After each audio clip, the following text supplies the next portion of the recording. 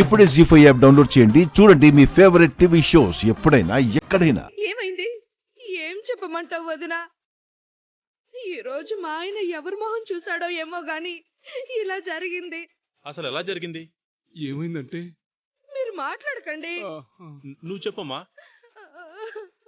అమ్మో, నా నోటితో నేను చెప్పలేను అన్నయ్య. నిహారిక, నువ్వే చెప్పాలనుకుంటా. నువ్వైతే కథ అల్లి చెప్తావు. చెప్పు. అదే నిహారిక, కరెక్ట్ గా చెప్తావు. చెప్పు. డాడీ మెట్ల మీద నుంచి కాలు జారి పడిపోయారు మావయ్య. అబద్ధం, అంతా అబద్ధం. వేదవతి వాళ్ళకి ఎలాగైనా నా గొంతు వినిపించాలి.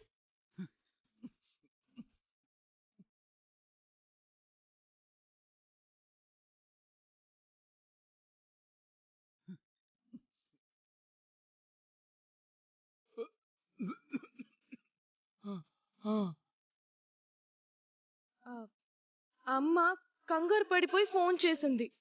అందుకే వెంటనే బయలుదేరి వచ్చేసాను. మరి విషయం నువ్వు ఓపెన్ గా చెప్పొచ్చు కదా. ఎందుకు చెప్పలేదు మరి? ఇందులో సీక్రెట్ ఏముంది? సీక్రెట్ ఏం లేదవని. మరి నువ్వెందుకు చెప్పలేదు? నీతో పాటు మేం కూడా వచ్చేవాళ్ళం కదా. రేపు కృష్ణ గారి పుట్టినరోజు బట్టలు కొనడానికి వెళ్తున్నాము. శుభమా అంటూ బయటికి వెళ్తున్నప్పుడు హాస్పిటల్ విషయాలు, ప్రమాద విషయాలు ఎందుకులే అని చెప్పలేదు.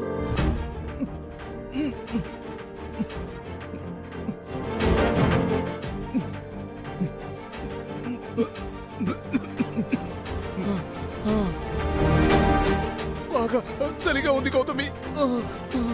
చలి జ్వరం వచ్చేసినట్టుంది. పడుకోండి. చలి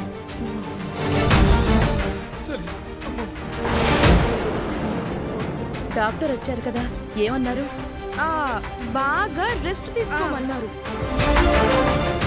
మీకేం కాదులేండి అన్నయ్య గారు. పెళ్లికి సమయం దగ్గర పడుతుంది. ఇంతలో ఇలా జరగటం ఏంటో. అంతా మంచి జరుగుతుంది, మీరేం బాధపడకండి వదినా. ఏంటో నాకైతే అంతా అయోమయంగా ఉంది. ఇక్కడంతా ప్రత్యక్షంగానే కనబడుతోంది కదా. నిహారిక ఎందుకు అబద్ధం చెప్తుంది?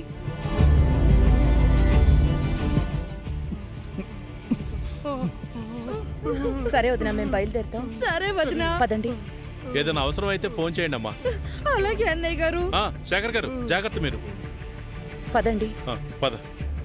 అత్తయ్య వాళ్ళని నేను పంపించేసి వస్తాను. అలాగేనమ్మా. సరే రండి.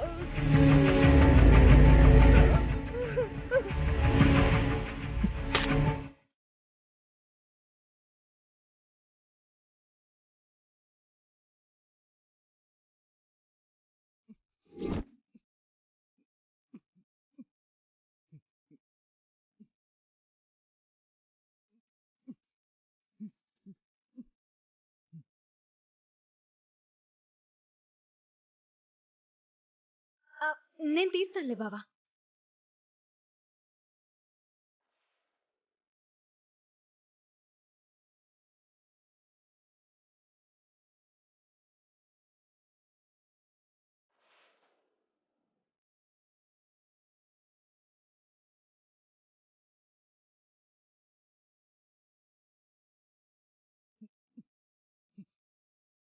అవుని అవుని.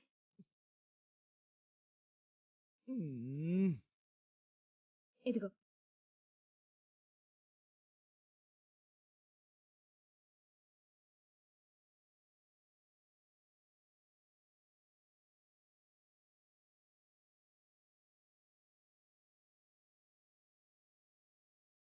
పెద్ద గండం గడిచింది. ఎక్కడ గడిచింది? ఇంకా ఆ గండం మంచం కిందే ఉంది కదా. ఇప్పుడు తప్పించుకున్నా నేను నేరుగా వేదవతి ఇంటికెళ్ళి నిహారికది దొంగ జాతకం అని చెప్పేస్తాను. ఇక మేము బయలుదేరుతామమ్మా. మీరు అనవసరంగా అవని మాటలు నమ్మి వచ్చారు. అవని ఎలాంటిదో తెలిసి కూడా మీరు నన్ను అనుమానించడం ఏంటత్తయ్యా? ఇది నాకెంత అవమానం. ఇంకొకసారి అలా జరగదులే, క్షమించమ్మా. అయ్యో, మీరంత మాట అనకండి. పెద్దవాళ్ళైనా కూడా తప్పు చేసినప్పుడు చిన్నవాళ్లను క్షమించమని అడగడంలో తప్పులేదమ్మా. నువ్వు నా గురించి ఎందుకు బ్యాడ్గా చెప్తున్నావు అవని? నీ టైం బాగుంది, అందుకే నీ ఆటలు సాగుతున్నాయి. ఇక నువ్వు మాట్లాడుకవని. వికాస్కి భయపడొచ్చిందన్నావు. అది కేవలం నీ అనుమానం మాత్రమే.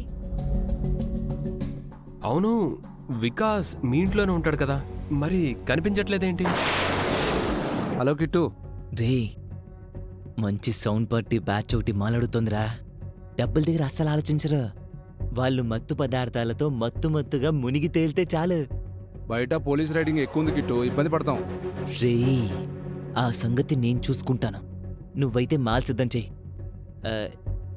రేపు రెగ్యులర్గా కలుసుకునే షాపింగ్ మాల్ దగ్గర కలుసుకుందాం. అర్థం చేసుకో కిట్టు. రే, పోలీసుల దగ్గర నుంచి ఎలా తప్పించుకోవాలో ఈ కిట్టుగాడికి తెలుసుగానే. నేనైతే పార్టీకి మాల్ రెడీ అని చెప్తాను, నువ్వైతే మాల్ రెడీ చేసుకో. ఉంటాను మళ్ళా. సరే.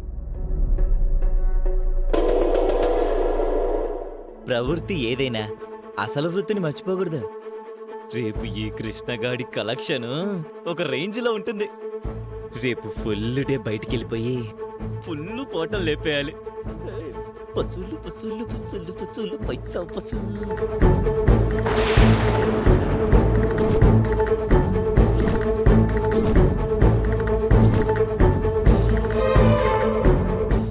ఏంటవని, ఇంకా నిద్రపోలేదా?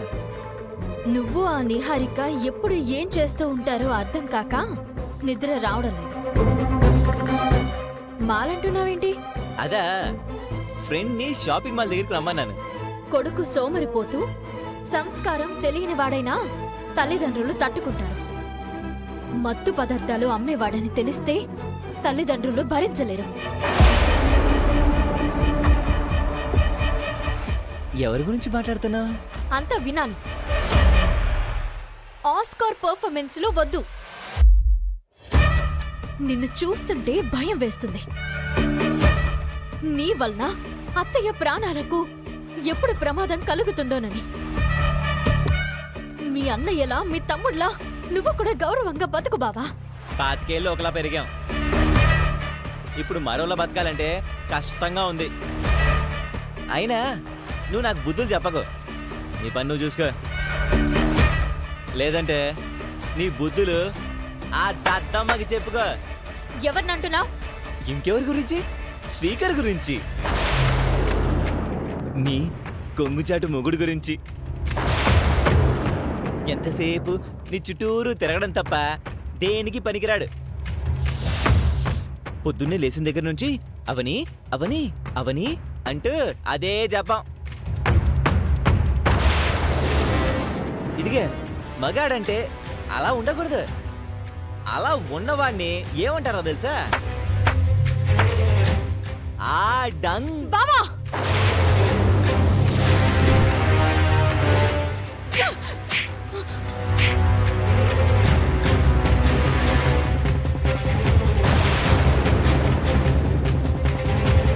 జీ5 యాప్ డౌన్లోడ్ చేసి అన్ని ఎపిసోడ్స్ పూర్తి ఉచితంగా చూడండి.